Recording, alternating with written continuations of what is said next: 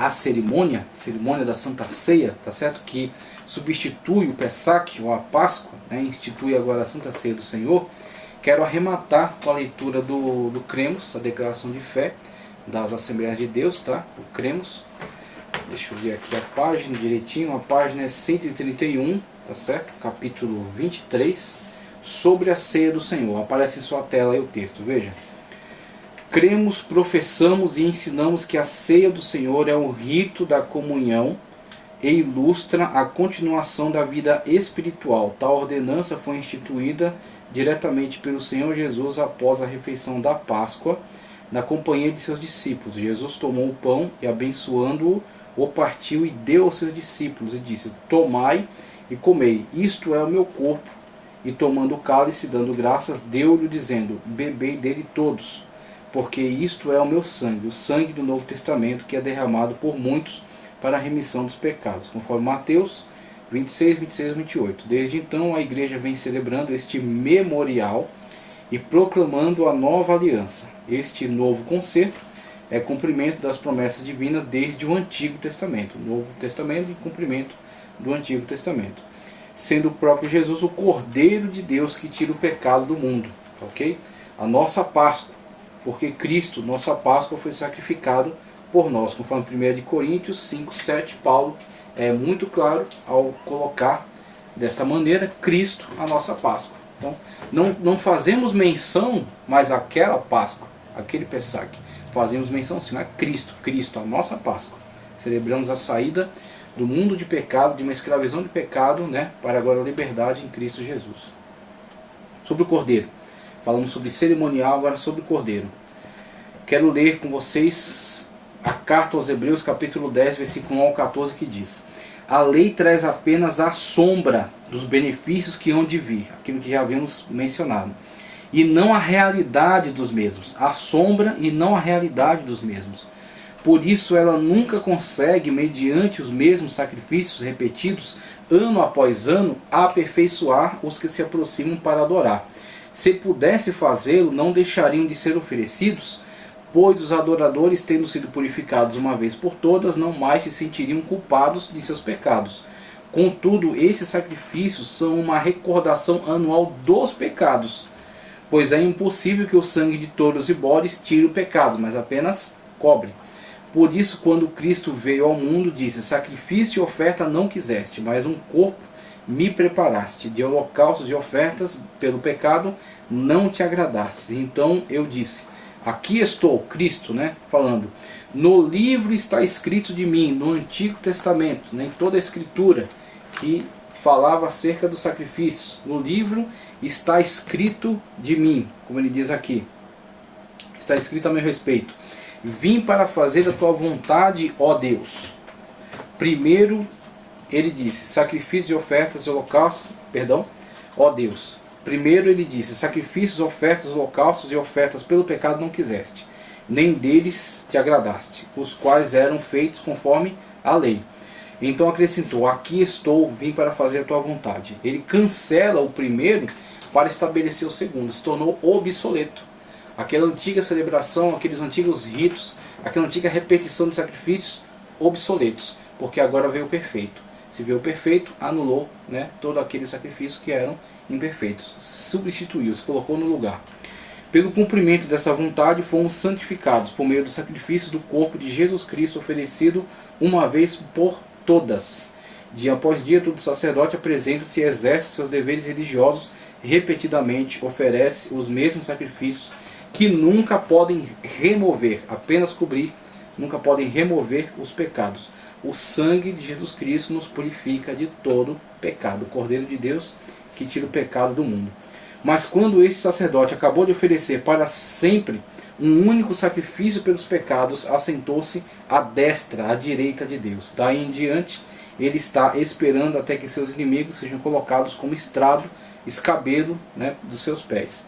Porque por meio de seu único sacrifício, ele aperfeiçoou para sempre os que estão sendo santificados. Este aqui é o âmago, né? Este aqui é o cerne da cerimônia.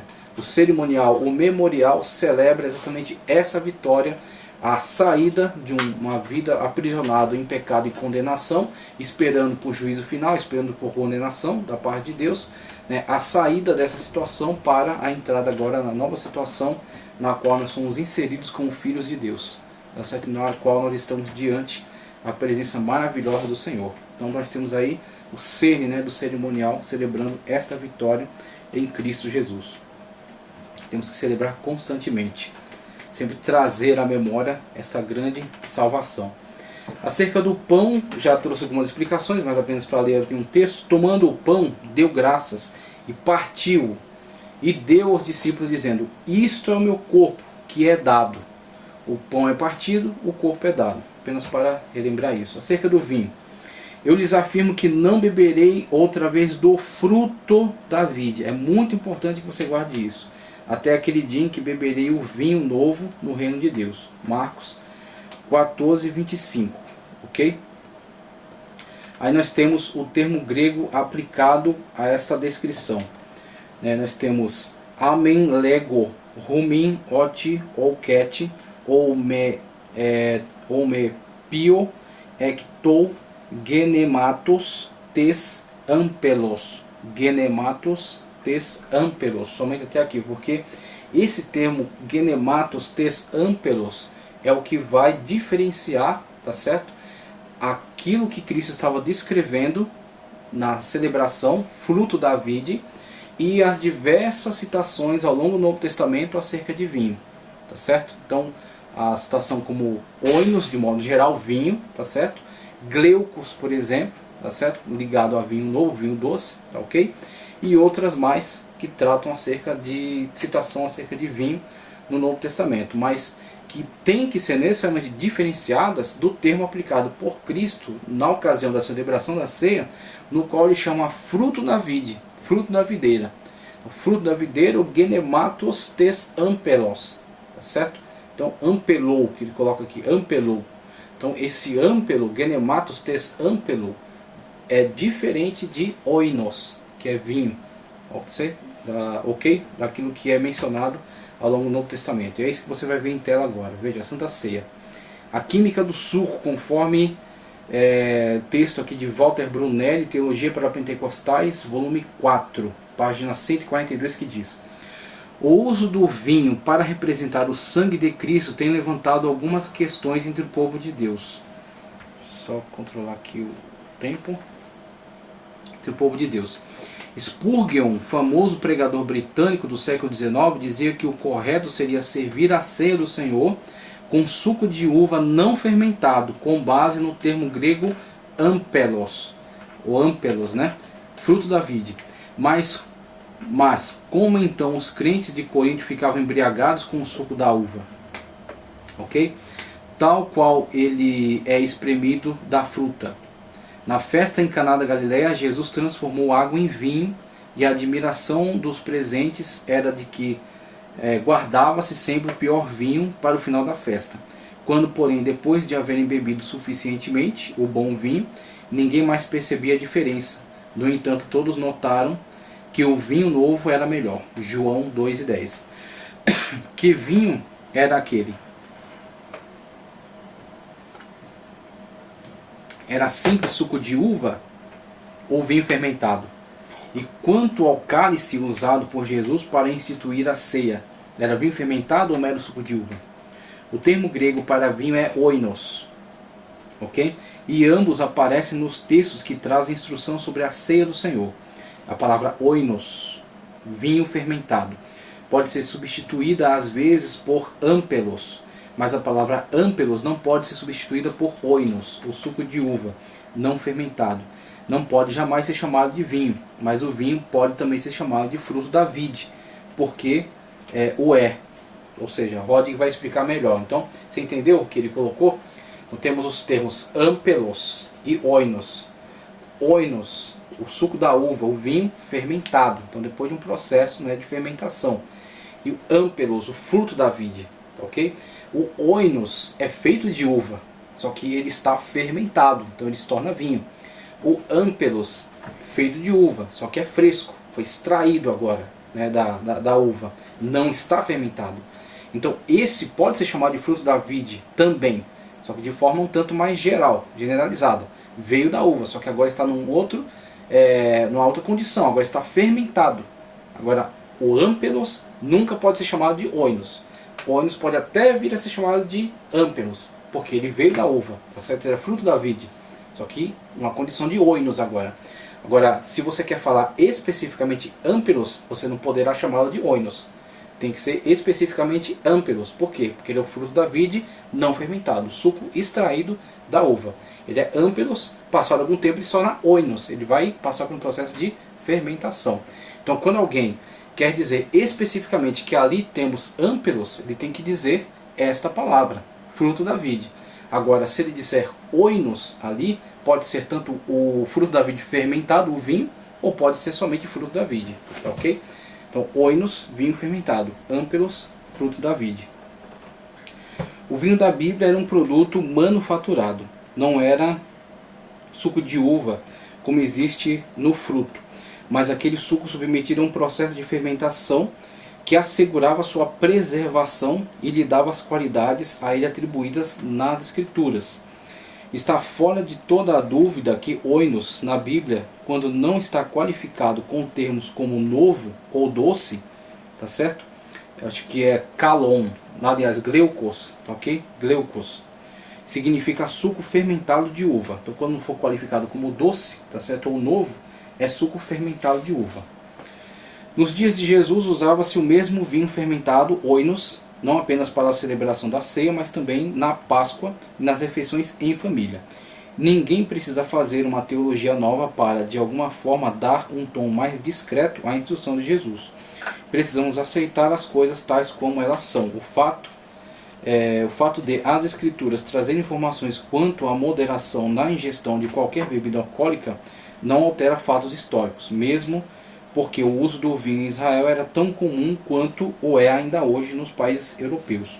O vinho é alimento e, portanto, tomado durante as refeições e normalmente não fora delas. Então, existe uma questão mais ampla sobre a questão da bebida alcoólica, tá certo? Mas ressaltamos aqui que o abster-se da bebida alcoólica é algo louvável, tá certo? É algo recomendável, tanto que você tem sempre o apóstolo Paulo trazendo advertências sobre se abster do vinho e se encher do espírito. Então, temos aí uma orientação muito positiva de Paulo em relação a isso. Temos a condição, por exemplo, dos nazireus que não ingeriam bebida alcoólica, tá certo? Então temos sempre uma referência para que aqueles que se dedicam a Deus abandonem a bebida alcoólica, se livrem dela, né? Ou pelo menos controlem. Por isso que temos que tomar cuidado para não inventar doutrinas e não condenar, né, certos irmãos que entendem de uma outra maneira. Mas, de modo geral, a orientação bíblica, o aconselhamento bíblico é para evitar a bebida alcoólica. Agora, na questão aqui colocada, é uma questão dos termos aplicados, o âmpelos e o oinos. O aplicado foi o âmpelos, o fruto da vide. O vinho, conforme aparece em sua tela aí agora, ó, oinos, vinho, pode ser chamado âmpelos, fruto da vide, porque ele tem origem no fruto da vide, é suco de uva, só que agora fermentado, então é mais corretamente chamado de oinos, por mais que possa ser chamado também de suco de uva. Por ter na sua base o fruto, mas tendo sido fermentado, temos então a variação entre o vinho novo, gleukos, tá certo? Que é doce, ou também o mosto, né, chamado mosto, e o envelhecido ou fermentado. Mas âmpelos, fruto da vide, não pode ser confundido com oinos, pois aquele passou pelo processo de fermentação e esse não. Quando alguém quer dizer que isso aqui é o fruto da vide, tem que dizer âmpelos, tá certo? Agora, quando alguém quer falar de oinos, de vinho, está falando ou de vinho fermentado, que é o mais correto, ou até fazendo referência ao fruto da vide. Quero citar também o dicionário Vini, tá? Que é o dicionário Vini da CPAD, juntamente com a Thomas Nelson. O verbete vinho. Aí ele explica primeiro do oinos. Veja só, o termo geral para vinho. Termo geral para vinho. A menção dos odres estourarem de Mateus 9,17, Marcos 2,22, Lucas 5,37, implica fermentação, ok? Veja também em Efésios 5,18, conferir também João 2,10, 1 Timóteo 3,8, Tito 2,3. Quando Paulo fala, por exemplo, acrescentar um pouco de vinho na água, você tem essa fermentação, né? fazendo como que uma esterilização, né, daquela água que poderia estar então contaminada e causar mais prejuízos a Timóteo, que tinha problemas de estômago. Então, obviamente que o uso ali é que aquele vinho, aquela fermentação causasse ali uma morte, né, de bactérias, né, uma desinfectar, né, aquela água. Ele não tomasse água somente, mais água com o vinho. Implica fermentação, aí ele vai citar todos esses textos aqui. Em Mateus 27:34, a revista corrigida tem vinho. Vinagre é tradução da leitura inferior oxos, tá ok? Então temos aí o termo vinagre para uma qualidade inferior.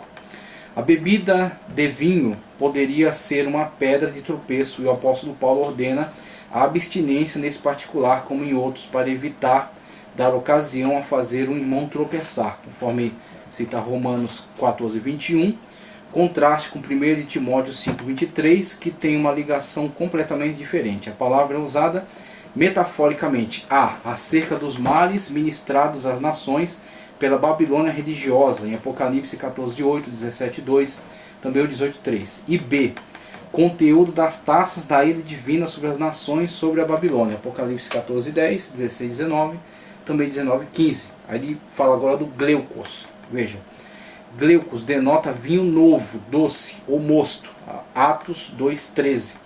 As acusações esposadas nesse texto mostram que era vinho embriagante e, portanto, deve ter sofrido fermentação por algum tempo. Na Septuaginta, consulte Jó 32:19. Nota que ele traz aqui ao final do texto. Ao instituir a ceia do Senhor, Jesus fala que o conteúdo da taça que ele estava ministrando ali, como a instituição, né, da nova aliança, no seu sangue, ele diz: o conteúdo da taça é fruto da vide. É fruto da vide. O mesmo se dá em Marcos 14:25, né, falando acerca do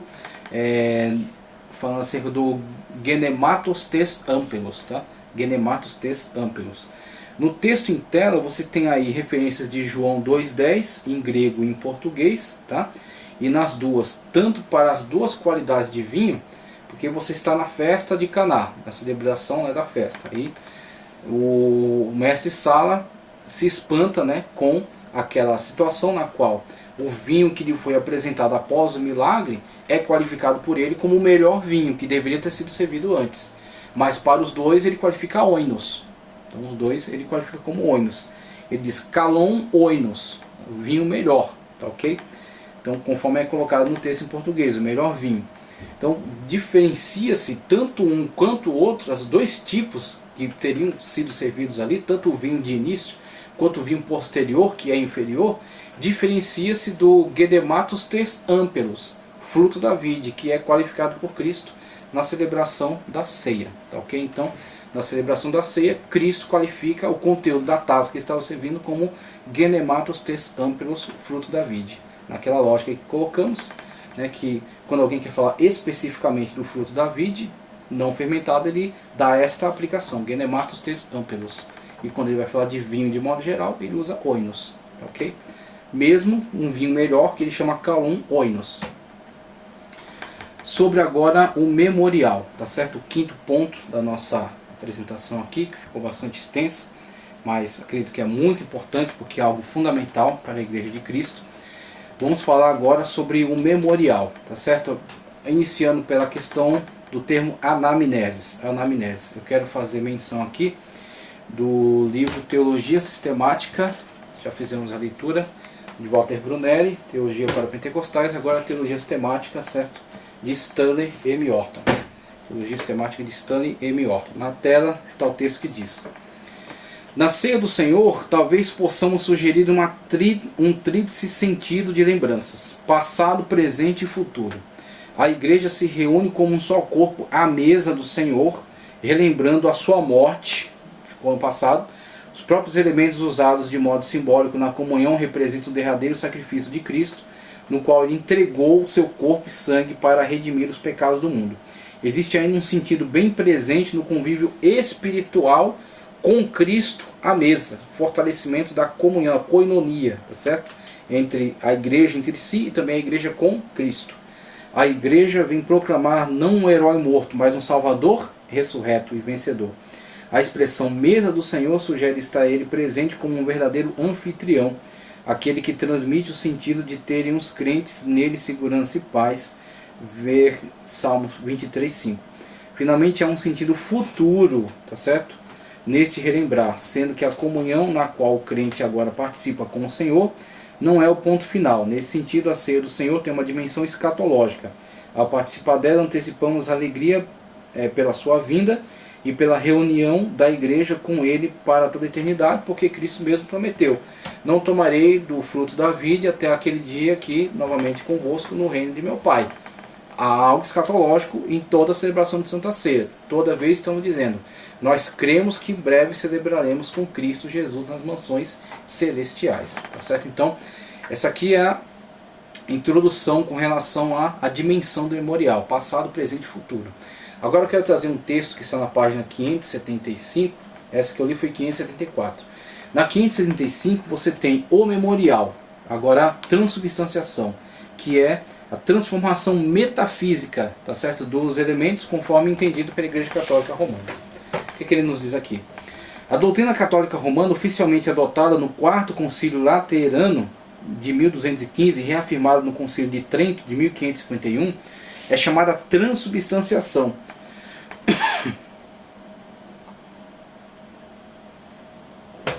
Esse posicionamento teológico ensina que quando o sacerdote abençoa e consagra os elementos do pão, os elementos, o pão e o vinho, ocorre uma mudança metafísica, de modo que o pão é transformado no corpo de Cristo e o vinho no seu sangue.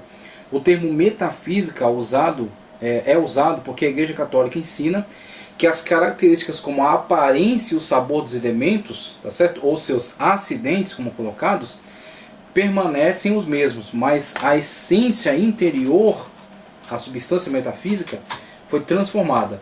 Fazem uma interpretação muito literal das palavras de Jesus: isto é o meu corpo e o meu sangue, de Marcos 14, 22 e 24. Os católicos acreditam que a totalidade de Cristo está plenamente presente dentro da substância dos elementos. Como consequência, aquele que participa da hóstia consagrada está recebendo expiação dos pecados venais, ou seja, dos pecados perdoáveis, por contraste aos pecados mortais. Olha, então, mesmo que se faça essa afirmativa e ela pareça, na verdade, uma supervalorização até dos elementos, tá certo, e da celebração, na verdade, ela não deixa de cair dentro daquelas visões um tanto mitológicas, tá certo?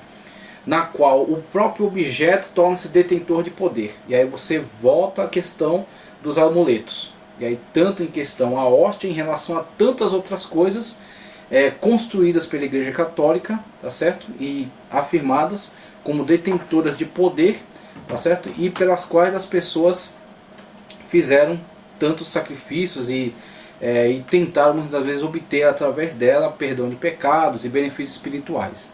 Então você vai, juntamente com essa mentalidade, chegar até as indulgências. As indulgências detentoras de perdão sobre qualquer tipo de pecado, porque o Papa assim o decretou. A infalibilidade papal, né? A questão desse poder do Papa como o detentor de meios de salvação. Então você tem toda essa mentalidade. Essa mentalidade está comunicada aqui nessa ideia da transubstanciação. É o Papa ao segurar o padre ao segurar a hóstia, ao comunicar a hóstia. E se não fosse comunicada essa hóstia a uma pessoa, você tinha logo a interrupção da sua comunhão com Deus e a sua danação, tá certo, no inferno. E aí a igreja com isso conseguiu angariar para si um poder absurdo e conseguiu até dominar reis por meio desse poder. Então a transubstanciação, ela na verdade não expressa a ideia principal da Sagrada Escritura, que é a celebração, tá certo, da nossa comunhão com Cristo Jesus. Não a supervalorização do objeto, não a supervalorização do pão, certo? Mas sim a valorização do que o pão representa, que é Cristo Jesus, a sua presença maravilhosa.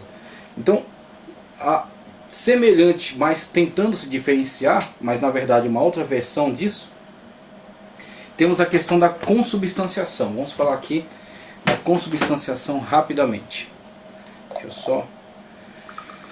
Certo? Aquela hóstia, e aí a partir daquele momento havia uma transformação metafísica na qual, mesmo não mudando o acidente, continuava aparecendo um pão, e aquele vinho continuava parecendo um vinho, mas metafisicamente a sua essência era agora o corpo e o sangue verdadeiramente literais de Cristo Jesus. Tá? Então passavam a ser detentores desses poderes, né? E aí você entra o uso, a distorção do uso. Então aplicava-se isso, e quando isso era recebido, perdoava-se pecados. O perdão de pecados não está ligado a isso aqui. O perdão de pecados é por meio do sacrifício vicário de Cristo Jesus. Aqui nós estamos celebrando o sacrifício. O perdão de pecados foi o sacrifício. Aqui é uma celebração do sacrifício. Tá ok? Então veja. Lutero estava a caminho de um rompimento final com a Igreja Católica Romana, juntamente com sua doutrina da transubstanciação. Embora Lutero rejeitasse outras facetas da doutrina católica a respeito da Santa Ceia do Senhor, não rejeitou totalmente a ideia de que o corpo e o sangue de Cristo estivessem presentes. Lutero ensinava que o corpo e o sangue de Cristo estão tá certo? Dentro de e abaixo de os elementos do pão e do vinho, doutrina esta que posteriormente veio a ser chamada de consubstanciação. Então não foi Lutero que deu esse nome. Melanchthon futuramente deu esse nome a essa expressão de Lutero. Por causa dessa expressão de Lutero, não houve concórdia entre ele e Zwingli, que foi um outro grande representante dos movimentos de reforma de sua época. Então Lutero reformador na Alemanha, Zwingli na Suíça. E os dois se reuniram até em Marburgo, mas não houve concórdia entre eles, porque Lutero era intransigente na defesa dessa consubstanciação, e Zwingli, que já é uma pessoa, vamos dizer assim, mais envolvida com o estudo da Renascença tal, para ele isso era resquício, né, era ranço ainda da mentalidade mitológica da Igreja Católica. Veja só. Com, debaixo de, conforme ele diz, os elementos do pão e do vinho, doutrina essa que posteriormente veio a ser chamada de consubstanciação. Talvez possamos dizer que essa teoria, assim como a doutrina católica da transubstanciação, continua sendo altamente sacramental. Então, a noção, né, de sacramentos. Então o sacramento é detentor de poder em si mesmo. Uma vez ministrados, ele confere esse poder à pessoa e perdoa pecados e faz um monte de coisa, né? Agora, na verdade, conceito de ordenança, na qual a pessoa tem que estar envolvida mentalmente, espiritualmente com aquilo que ela está fazendo, senão aquilo não tem significado. Então aquilo não tem significado por si mesmo, né? A pessoa tem que estar envolvida com o que está fazendo para que aquilo faça sentido. Tá ok? Continua sendo altamente sacramental e ainda entende por demais literalmente as palavras figuradas de Cristo a respeito de seu corpo e seu sangue. Okay? Então Cristo mesmo coloca qual deve ser a nossa atitude em relação ao que estamos fazendo. Em memória de mim. Em memória de mim. Anamnesis. Então é um memorial, estamos celebrando o memorial, recordando o sacrifício bendito de Cristo Jesus, realizado e suficiente, tá certo? Eterno, não precisa mais ser realizado, porque uma vez que foi é suficiente, sempre será, ok? Então precisa ser repetido, como a missa assim o faz, tá certo? E nem precisa que lhe deem um pedaço dele numa hóstia, tá certo? Ou num bocado de pão.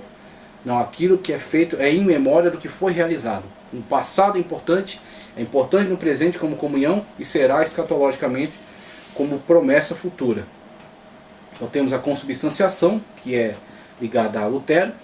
Ainda sobre o memorial temos a questão do simbolismo. Um contemporâneo de Lutero que divergia dele na questão da presença de Cristo na comunhão era Ulrich Zwingli.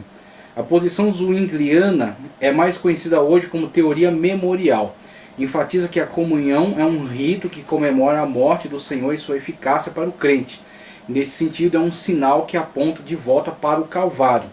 Zwingli rejeitava qualquer noção da presença física de Cristo à sua mesa, quer transformada nos elementos, quer junto com os elementos, nem trans. Então Zwingli não aceitava nem a transubstanciação nem a consubstanciação. Ele dizia que na verdade era um símbolo, né? Apenas uma representação simbólica daquilo que era a importância, né, do sacrifício de Cristo por nós, né, do sacrifício vicário de Cristo Jesus por nós. Veja só, Zwingli rejeitava qualquer noção da presença física de Cristo à sua mesa, quer transformado nos elementos, quer junto com eles. Ensinava pelo contrário que Cristo estava espiritualmente presente para os da fé.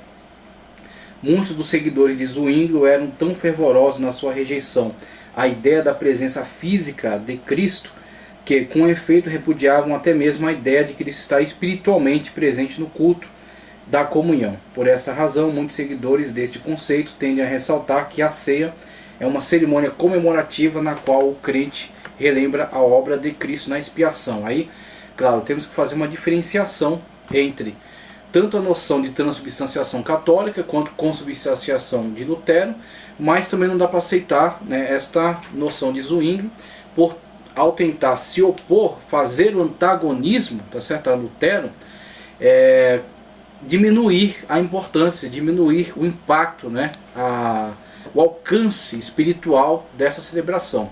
Então não é necessariamente porque ele está no pão, porque ele está no vinho, mas porque quando a igreja está em comunhão com ele, está presente. Então Cristo está presente conosco, como em Apocalipse diz que ele passeia no meio dos 7 castiçais. Então Cristo está presente com a sua igreja. Estarei convosco até a consumação dos séculos. Tá ok? Então Cristo ascendeu ao céu, está à destra do Pai. Mas ao mesmo tempo que ele é transcendente, ele é imanente, ele está comigo. Ele está presente a mim. Tá certo? E enquanto eu estou em comunhão com ele, ele está comigo. E o Espírito Santo de Deus está conosco e nos permite essa comunhão. Nos permite essa presença maravilhosa. Então, não é porque está atrelado ao pão nem ao vinho, mas sim porque está conosco em comunhão. E nós sentimos a presença maravilhosa dele. Então, eu até compreendo o Zwingli na sua crítica, no seu antagonismo, mas também não é da maneira como ele colocou. Presença espiritual, conforme abordada por Calvino. A quarta opinião teológica principal a respeito da ceia do Senhor é a calvinista, ou reformada. Assim como Zwingli, João Calvino rejeitava totalmente a ideia de Cristo estar fisicamente presente nos elementos ou com eles. Mas Zwingli, porém, Calvino enfatizava grandemente a presença espiritual de Cristo à sua mesa. Entendia que se tratava de uma presença dinâmica, semelhante ao significado do termo grego anamnesis, mediante o poder do Espírito Santo. A opinião teológica reformada ressalta que a eficácia da morte sacrificial de Cristo é aplicada e tornada relevante ao crente que participa da comunhão com uma atitude de fé e confiança em Cristo. Então veja, a celebração da Santa Ceia, o tomar, né, o pão como representante do corpo, o tomar, né, do suco da videira em representação ao sangue, e fazer isso em comunhão verdadeira com Cristo, em santificação, tá certo? De forma espiritual, faz com que você de fato esteja em comunhão, em ligação direta, tá certo? E sinta a presença do Senhor Jesus Cristo. Então Cristo vai estar presente a você, Cristo vai estar presente à igreja, quando assim o faz. Então não é a noção sacramental, nem é tanto transubstanciação quanto consubstanciação, e também não é essa questão apenas cerimonial, não é que é apenas uma reunião, não é que é apenas uma celebração, como diz Zwingli, mas é um pouco mais, tá ok? É uma reunião, é uma celebração, tá certo? É um memorial ao sacrifício de Cristo Jesus, mas quando feito corretamente, em espírito e verdade, em comunhão, é a presença maravilhosa de Cristo Jesus, essa presença dinâmica, como ele disse aqui, proporcionada pelo Espírito Santo de Deus. Então o Espírito Santo de Deus habitando em nós, nos proporciona esse acesso à pessoa bendita e maravilhosa do Senhor Jesus Cristo, que está conosco então nessa celebração. Então temos aí, nos aproximamos muito mais dessa noção reformada, né, dessa noção calvinista. Memorial, eu trago aqui a anamnesis, que foi extraída do dicionário, tá certo? Que está aqui na dicionário Strong, que está na Bíblia, a palavra-chave, tá certo? O verbete de número 364 do dicionário de grego. Então você tem o termo anamnesis, ok? Anamnesis, e também cita o verbete 363, recordação ou lembrança. Substantivo de anamnesco, 363, também cita aqui esse verbete, fazer lembrar, lembrança. Cita Lucas 22:19, 1 de Coríntios 11, 24 e 25, Hebreus 10, 3 para anamnese, fazer lembrar. Agora eu quero citar outro verbete que é o 365 para anamneo, ok? E esse anamneo não está totalmente relacionado, mas traz aqui alguma relação quando ele usa o termo aná, tá certo? Novamente, aná, novamente. E o neo, renovar, que por sua vez deriva de neos. novo, outro. Em um Novo Testamento, renovar a nós mesmos, ser renovado em espírito, isto é, transformado de uma vida na carne para uma vida cristã. Ocorrência única em Efésios 4:3. Então somente lá, em Efésios 4:3, acontece anamneo. Mas o anamnesis, ele traz também essa noção, com essa partícula anáquia novamente. Então anamnesis, ou seja, trazer novamente, lembrar-se. Não no sentido que nós aplicamos, de lembrar-se de algo que ficou perdido no passado, mas no sentido de trazer novamente para a memória e para a presença essa realidade, né? A realidade na qual Cristo morreu por nós, tá certo? Nos salvou e nos deu acesso direto à presença de Deus. E nos deu acesso constante à sua presença maravilhosa. Quando celebramos a Santa Ceia de forma correta, né? De forma espiritual e em comunhão com a pessoa bendita de Cristo Jesus, tendo nossos pecados perdoados e estando andando em sujeição à lei do Espírito. 1 Coríntios 11:24, tendo dado graças, partiu e disse, isto é o meu corpo que é dado em favor de vocês, façam isto em memória de mim, o termo anamnesis. Para fechar a nossa aula, faço leitura aqui, Santa Ceia, Declaração de Fé da Assembleia de Deus, página 132, o significado da Ceia do Senhor. Essa solenidade é o rito contínuo da igreja visível, instituído como memorial da morte de Jesus até a sua vinda. Porque todas as vezes que comerdes este pão e beberdes este cálice, anunciais a morte do Senhor até que venha. 1 Coríntios 11:26. A expressão todas as vezes remete à continuidade. Temos aqui o passado, a morte, né, de Jesus, o presente, a nossa comunhão com Ele e com os irmãos, e o futuro, a sua volta. Pode ser dito que as igrejas do período apostólico celebravam semanalmente a ceia do Senhor, no primeiro dia da semana, ajuntando-se os discípulos para o partir do pão. Atos 20, verso 7. É uma possibilidade que a ceia fosse toda semana. Nós celebramos uma frequência suficiente para evitar intervalos longos entre os períodos de reflexão, comunhão e ação de graças. Entendemos que se trata de uma solenidade de bênção e de comunhão para os crentes. Ela é ministrada a todos os crentes em Jesus, batizados em águas e em plena comunhão com a igreja. Essa ordenança exige um autoexame, uma reflexão sobre a nossa conduta, se ela está de acordo com os princípios da palavra de Deus, para não sermos culpados do corpo e do sangue do Senhor. 1 Coríntios 11:27. Não é qualquer coisa. Não é bobagem, tá certo? Não é qualquer tipo de reunião. É algo extremamente sério. Por isso que mesmo que não possamos e não tenhamos, né, que fazer juízos diretos às pessoas, mas temos que sim trazer um alerta a elas para que julguem a si mesmas e trazer sim uma limitação, uma estipulação mínima, no sentido de serem crentes batizados, ok? Então, professaram publicamente que estão fiéis ao Senhor Jesus Cristo, estão ligados à Igreja de Cristo, tá certo? E em comunhão com essa mesma igreja que vai celebrar então a ceia do Senhor. Veja só, é o mínimo, né? Ou seja, responsabilizados pela morte de Jesus. O 2, que encerra aqui o nosso estudo, os elementos da ceia do Senhor. As palavras de Jesus, isto é o meu corpo, Mateus 26:26, e isto é o meu sangue, Mateus 26:28, mostram os dois elementos da ceia do Senhor. Tendo Jesus ministrado pessoalmente os dois elementos aos seus discípulos, fica cabalmente demonstrado que as expressões isto é o meu corpo e isto é o meu sangue não são literais, referem-se a uma linguagem metafórica. Cristo mesmo, em presença, ele parte o pão e diz, isto é o meu corpo, que é dado. O corpo é dado, o pão é partido. E aquele pão é o meu corpo. Obviamente é metafórico, como Cristo diz, eu sou a porta. Ele não tem uma maçaneta, eu sou o caminho. Ele não é uma autovia. Então, aquela tratativa é metafórica. Veja, este pão é meu corpo, metaforicamente. É óbvio, né? Este cálice, né? Esta bebida, né? Esse fruto da vide é o meu sangue, metaforicamente. Então, se avançarmos além disso, transformamos o elemento pão e o elemento vinho em algo mágico, tá certo? Em algo mitológico, em algo detentor por si mesmo de poder, em algo sacramental. Então, não podemos partir para esse entendimento, mas esse entendimento correto de que aquilo é metafórico e de que a celebração é uma memória, em memória de Cristo Jesus, ou seja, anamnesis, sempre renovar, né, a presença desse sacrifício maravilhoso de Cristo Jesus entre nós.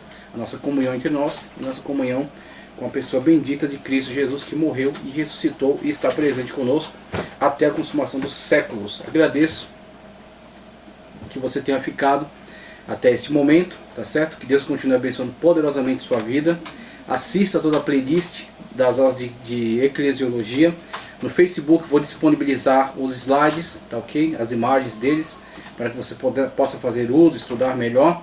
Inscreva-se no canal, o canal teológico já alcança aí seus 2.270 inscritos, ok? Graças à sua colaboração, graças à misericórdia de Deus. Se você continuar compartilhando, se você continuar nos ajudando, nós vamos seguir adiante, levando a palavra de Deus cada vez mais longe, mais pessoas sendo edificadas pela verdade da palavra de Deus. Curta o vídeo, compartilhe e que o Senhor continue abençoando poderosamente a sua vida, em nome do Senhor Jesus Cristo.